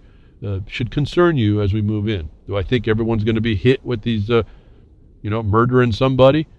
Well, no, they're not going to get to everybody. They don't need to. But this is the world that you're all working into and allowing at some point, where the horde isn't going into the offices of these governments and insisting more strenuously about more oversight and proper oversight, and not the same revolving door that you see going on in government at this point. And I don't know what to say about the solution for that is. Maybe some of you in the chats can explain to me the method you have that is actually better than the one I'm suggesting, because I really want to know. Why? Because I'm thinking that what we're doing works, and if you're saying it's not, I want to accelerate my learning curve. Junk food kills bacteria that protect against obesity, heart disease, and cancer, the study finds. So my thought was, it was kind of like, in a way, a plant, Monsanto, Roundup, puts a gene in there that will stop that will accept the herbicide that kills everything else off. This was kind of a weird proof to us that junk food kills bacteria that protects body. First of all, don't eat the junk food now while they're not treating you here. But what if they changed your genes, not your denim, but your literal body genes, to accept junk food so that it wouldn't kill you, like they do with Roundup and the biotechnology there. But understand, the story is about junk food killing stomach bacteria. Remember, you think with your stomach. You got gut instincts, folks, that are killed by this process. Eating junk food kills stomach bacteria, which protect against obesity, diabetes, cancer, heart disease, inflammatory bowel conditions, and autism. Fresh studies have found. Did you hear it, folks? Maybe it's not all your vaccines either. See, we have a combination attack. The human gut contains about 3,500 different microbial species, which together make up some 3 pounds in weight. This is always the stuff that fascinated me in biology. We just don't understand until we're told. Scientists now believe in a diet based on a limited range of highly processed foods rather than those found in balanced, healthy diet can wipe out the number of stomach flora by more than a third. So was Roundup able to do the same thing. Now, what it does is it stifles the transmission of nutrients to kill off all this. And what you're talking about here, just to put it in some perspective, if you ever made wine or beer or other fermented food, this is what's going on. You have a bunch of bacterial cultures that are all synergistically working. You can also have bad bacteria, and that's usually the ones that make us sick, that work together. Those of you that know about the kombucha mushroom, so-called, the tea, the kombucha tea. That there's all kind. It's just, that's a stomach in a jar at some level, and what it makes is a vinegar tasting substance. Goes through all the processes, and supposedly there's these healthful benefits. And I say supposedly, and so I guess I have a disclaimer to make. I drink it. I'm drinking. I'm here every week. Something must be working about it. But at any rate, it's just something I've chosen to do, and we're just dealing on the basics of life. And what do you put in your system to run the engine of life after the spark of life has happened? And so junk food is not a good thing. We know that, but here's tests that are, I don't know why we have to go ask these academias to figure this out, but we do apparently. Nevertheless, here's a report that shows you really should guide your ways through better places, and anything that can affect your stomach flora apparently will be able to bring on these diseases. And I don't know, but haven't you seen that obesity, diabetes, cancer, heart disease, inflammatory bowel condition, and autism aren't all on the increase since the heavy introduction of all these things as well? Not saying it's causative. I'm saying that the relationship appears to be there. I'm going to tell you myself, it's causative. I don't eat this junk food. I stopped a long time. It only took about the 20th time walking into a junk food store to have a stomach ache a little bit later, that said, there's something, that stomach's telling me something. I got a gut instinct. Maybe there's something wrong with this. And since I can't say it's 100%, but it is so infrequent, I can't tell you the last time I did, but eating at a junk, one of these junk food places. If you didn't look at the ingredients and understand to stay away from that, I don't know what to tell you. But anyway, if you needed academia, there's a study that says these things can cause all these health issues, which pharma loves, right? Doctors love this stuff. So my additional thought on that, okay, all right, it's just my idea here. What if that's telling you that they are going to give you a pill that will make you resistant like the plant is to the poisons that you take into your body, and you'll feel better? What if that's the setup for that? As I mentioned vaccines a little bit before, about maybe autism isn't necessarily vaccines are just causing autism, which, the studies will try and tell you that it's not. It doesn't mean that they're otherwise safe. That way back when, a couple months ago, came out the WHO, not the OWL, not the ROT group, but the WHO, the World Health Organization, came up with its own interjection on a manual on directing authorities on how to respond to vaccine deniers in public. So I'm not going to go, remember, I'm trying to show you this is tools here.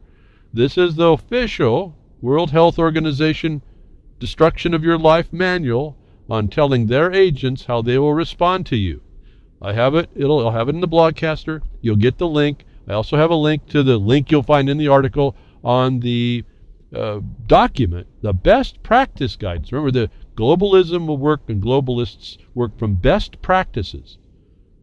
All right? So this is the best practices on how to get you to buy in, is what it is. It's all psychological at one level. But this little statement, the little booklet comes out and says how to respond to vocal vaccine deniers in public. Now, at first I couldn't read the chart that they show. It's a flow chart of how they will deal with you. Now, they have a term that they've recreated about the so-called vaccine denier that they call you. They put you into psychological impediment by their discussion here. It's called the hesitancy continuum. And so you have to understand, again, these terms are very important to know how they're moving you from who you are to what they can use to control you, and what they're going to do in the process. They've given you the work and the plan on how that happens. That I don't want to go through it here. You need to read this stuff for yourself. You need to see the black and white in your eyes, and then you're only those who'll read it that are interested. So it doesn't matter for me to read anything here. I think if you're interested, the truth of the things start making themselves self-evident. Those that don't, maybe mark on thebeastyahoo.com and within an email to inquire on the particular questions. Not saying I'm an expert on all that. I'm saying that here's a document that's the game plan to defeat those of you that think you have a choice, or do have a choice, that they don't think that you do, because you've now become some threat. But I want to go in particular to one place on the document, and I always look for this immediately, and I did here, and I want you to understand that if you take what I've been suggesting to you on how you address these problems, you will be able to see how to answer in a way they cannot respond by their flowchart. And one of the things I've told you is always use their own evidence against them. And I'm going to leave out the question. I'm going to ask the question, but leave out the answer until I finish reading this little neat thing that they have right up front. If you're not paying attention, you go right through and you miss it. What have I told you use when you're addressing the medical profession or some official or some so-called authority, some authorita? They even had authority in this article in quotes, so it's authorita. These are snake oil salesmen. What have I told you to bring with you and understand with any supposed treatment they want to provide to you? I'll leave that open. Let me read you what I read right up front on this document. World Health Organization, all rights reserved. The Regional Office of Europe and World Health Organization welcomes requests for permission to reproduce and translate this publication in part or in full. What does the first three words mean? It means this is a private organization that reserves all the rights to this document of what they say.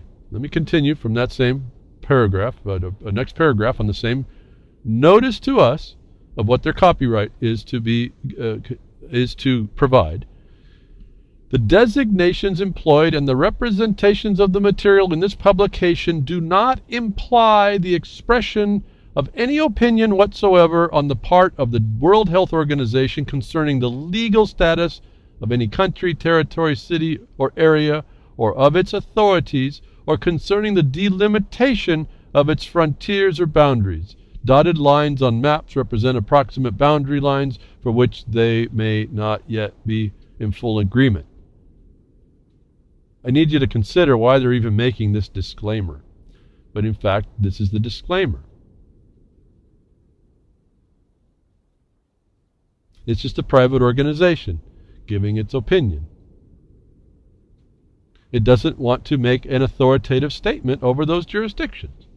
So by the first paragraph, all the rights it's reserving is one of opinion that's unsubstantiated or actually relevant to any jurisdiction. Third paragraph, the mention of specific companies of a certain manufacturer's products does not imply that they are endorsed or recommended by the World Health Organization in preference to others of a similar nature that are not mentioned. Errors and omissions accepted. The names of proprietary products are distinguished by initial capital letters.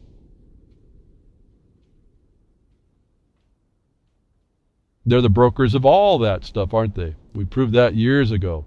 All reasonable precautions, this is the last paragraph, this is the disclaimer statutes for the disclaimer section for this document. Pay special attention to this one. As an authorita, you see it defined right here, not an authority. They just disclaimed all application to jurisdictions. In other words, let me put it the reverse. Anyone who is an authorita in your countries that says that they are relying on this document have no right to make that claim, because this document cannot make that claim either. You're going to be looking for a domestic, if I can say it that way, source for the proofs and authorities. Let me move to the fourth paragraph, which is the major problem. All reasonable precautions have been taken by the World Health Organization to verify the information contained in this publication. However, now if you've ever read disclaimers, folks, you need to start paying attention to give you the answers. However, the published material is being distributed without warranty of any kind, either express or implied.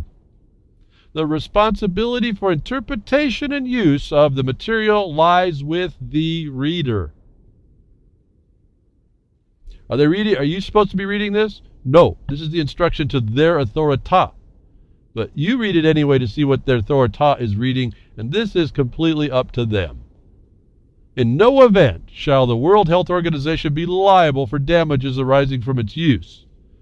The views expressed by authors, editors, or expert groups do not necessarily represent the decisions or the stated policy of the World Health Organization. Well, they just took a jump out of this pamphlet right into their whole organizational policy statute. Policy, not law.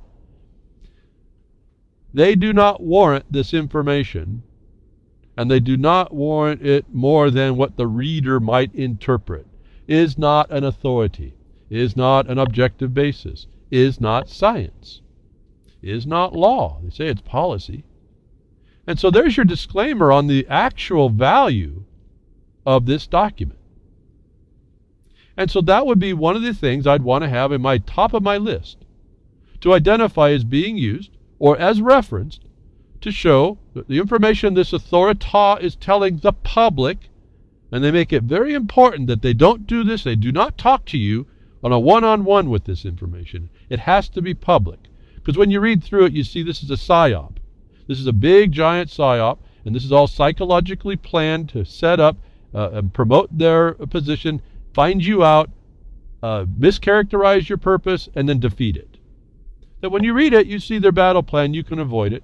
The very first one of which is you find their disclaimer and say, but that wasn't actually authority. Where did you get your subjective determination? What you're saying is authority. And then you read the paragraph one of the paragraphs that make reference to that point. Now, down near the bottom, they talk about a bunch of stuff they lay out this chart, which is kind of nice to see. And they'll funnel everything you say, and they have a lot of arguments, down to threat of disease and alternatives and trust and safety. So they will try to mischaracterize whatever you say, and you got to look over. They give you a list of all the deniers' arguments. That's an indication to you do not want to use one of those arguments. You want to find a more substantial statement to make, and I say you make it as a proof against what they've already told you, so that they aren't allowed to mischaracterize it into one of their 5 categories, to answer you and then dismiss you.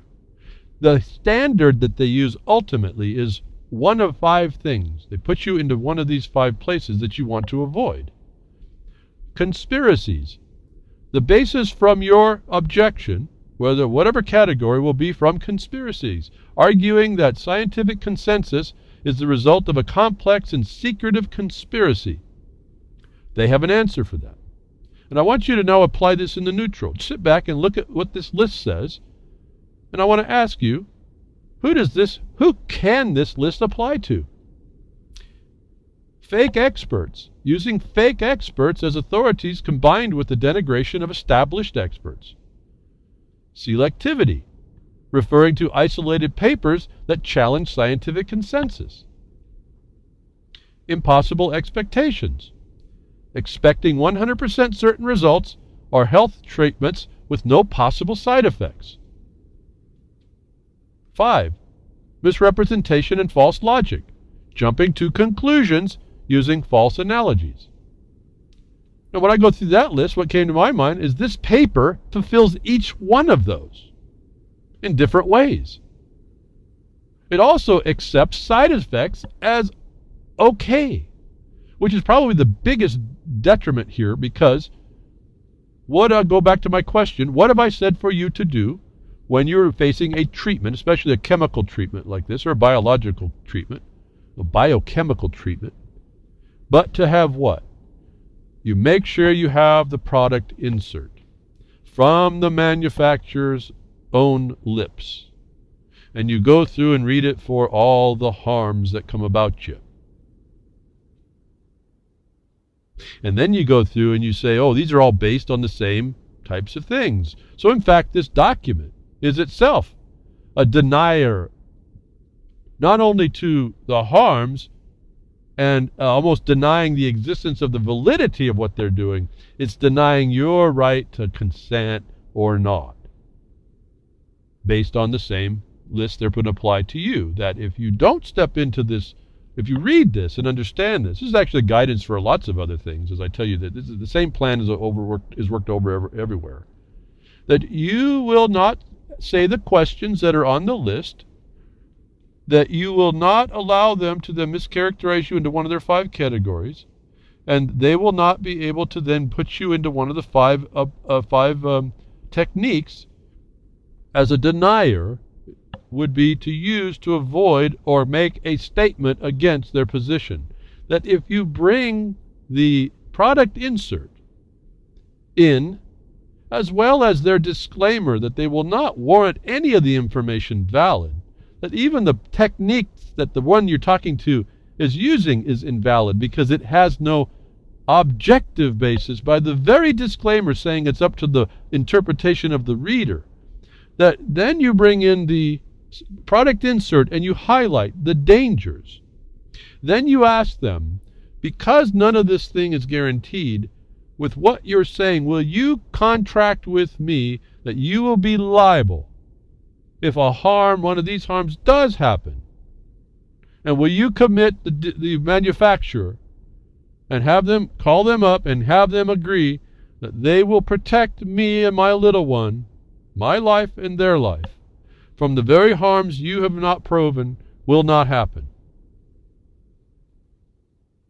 Is probably the best thing you can probably approach this and defeat their own statements, and their impositions by yours. Because when you say use their information, it's not a conspiracy that they say, right? It's not a fake expert. It's not selectivity. It's they're the ones that selected it. It's not impossible expectations. No, it's written down to be an expectation. The misrepresentation and false logic. Well, when they don't warrant it, that's what the whole thing becomes, doesn't it? Makes no sense. That I looked at this more of a tool, and there's more to read, more to say, certainly more to discuss about it. But you have now this methodology right in front of you, what they plan on how to defeat you, and it's completely criminal. Remember, when I said consensus, your mind should have said, oh, criminal against rights, felony against rights, and remedies. When they say consensus, your mind should have, I've said this over and over, consensus is a felony against rights and property. If it didn't come to mind, these are back on back without judgment. You're not listening to what I'm saying. You got a noise in your head. You're trying to form what I'm saying into your thoughts that you think is going on. If you partially agree or even agree, but you don't say, wow, that's it, I'm going to apply it that way, you're not going to be effective. You're going to be doing nothing as well. Is it a complete answer? That kind of depends on who you're up against. It kind of depends on the mob they have around you. But that's when you got to focus in on what you're there for. And you put them on the line. You go to the doctor, say the same thing. Are you going to warrant? Are you going to be the warranty against the harm that these experts say is going to happen?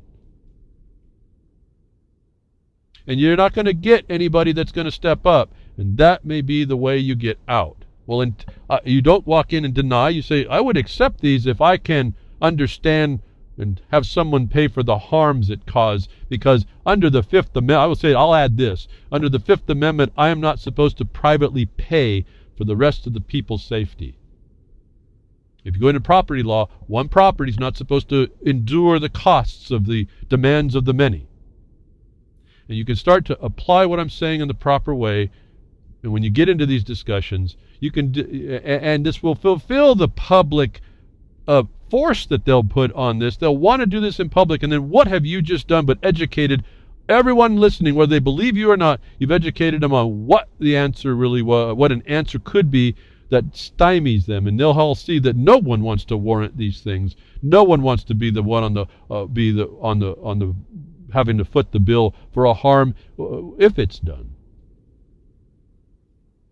And then to an extent, if they want to take it on, then you say, well, then what's the basis by which I have a healthy son or daughter that we're going to use as the defining line from which the harm starts? You have to think ahead for all this. But I thought this was very neat in the times where they're making genetics applicable to everything, everywhere, that can be implemented by an oral implementation. We need to be a lot more aware of when things happen, and not as, I don't remember now the word. It's a word when you, anyway, I can't remember the word when you feel you're sick all the time. You have to have a basis from which you act. If we don't start thinking formally like that and stick to the mission of that, stick to the proof of that, and put the onus on them to protect you because all their paperwork says that they won't, you're going to be sucked into the dismissal, this process of dismissal. And based on these vaccines, someone stepped up Another story quite a bit ago. Judge denies Baker College's request for a dismissal in a vaccine case. Genesee County Circuit Court has denied the request of a Baker College to dismiss or otherwise highly restrict a lawsuit brought by a former nursing student who claims that she was wrongly dismissed for the nursing program at Baker's Owasso campus due to discussions involving vaccines. Nicole Rolfe is suing Baker College after she was dismissed from the school's nursing program because she questioned the Baker College instructed students to misrepresent and lie to patients in order to get them vaccinated. I'll stop there. What I just told you would, in case the rest of the nurses made it through school, that this nurse, or maybe not a nurse, is suing against that condition. What I just suggested to you would stop the people that agreed that they could misrepresent to you by putting them on the hook, making them be warranting that they be safe. And in the failure of that, you get to continue to consider what and when you would then vaccinate, because you don't walk in and say, I deny the vaccinations. You say, I'm looking at, they'll call it a safety issue. I'm saying, no, they're telling me this is a death warrant. And I want to have a choice about when I subject my little ones to a death warrant. And for those of us that know this, all these experts that make all these official authority upon us and warrant all this stuff that now you find in the paperwork they don't warrant at all, what's their word worth? Well, Zika virus was just declared no longer an international emergency by the WHO. Not the rock group, not the owl, but the WHO. World Health Organization has declared Zika no longer constitutes an international emergency, and so it never was. So they get to make it up. It was a pandemic. They got people to commit abortions. They got whole genetics around mosquitoes involved. They got those put out. They got, in Florida, they were able to beat down your door and yank you out and do whatever they did. Whether that actually happened, I don't, in actual practice, I don't know. But it's no longer constitutes an emergency. What are they going to do when this microcephaly keeps coming on and they deny that it was caused by the chemistry, the brokers of the chemicals that go global? They're sweeping that underneath the rug here, folks. Don't miss the trick.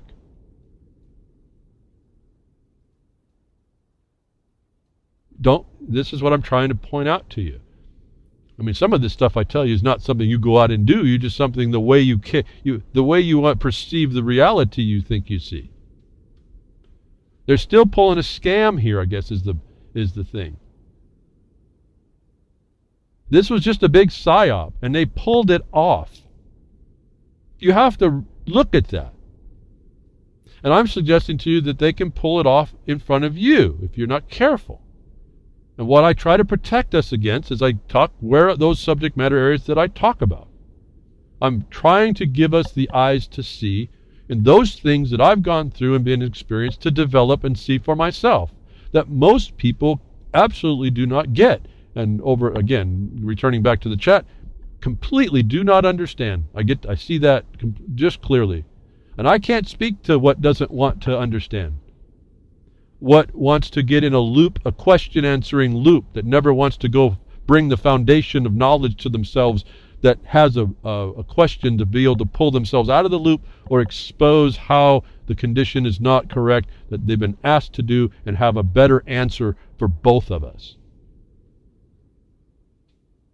So if you invent the image, if you invent the thing, you invent the catastrophe, you can end the catastrophe. What you create, you can finish. What you name, you can rename. And this is what they got going on with us. It appears to be a moving goalpost. All it is it's the tools of the magician. And I'm talking beyond looking, the WHO always does this. I want you to see that they did it and how they did it, that it don't matter now, that they'll continue the threat and they'll never look at the actual potential cause. This will now go under the rug and we won't know for sure. There will be no studies about what caused it, and it's in these chemical companies killing us and poisoning us. Thank you for tuning in today. Hope something I said will help out. I really want us to empower ourselves and work as we can, and in groups as we can, in a unified front against this nonsense. Thank you, Grimner, for what you do behind the Real Liberty Media.com for the Behind the Woodshed and the Blogcaster and the archive, and Bo Diddy with you, and Bo Diddy with the Freedoms Network, social network. Thank you, folks, for signing up and paying attention in there as you do. And Jules, UCY, thank you very much for the work you do. And again, the archives you have on Thursday, the rebroadcast, and then daily I do appreciate the past casts, or the prodcasts, as Vince was saying. And the terrestrial broadcasters, I do appreciate what your word, getting the word out on a different technology. We may have to take that alternative. Take care. I'll be here next week. Tech diffs are nature willing.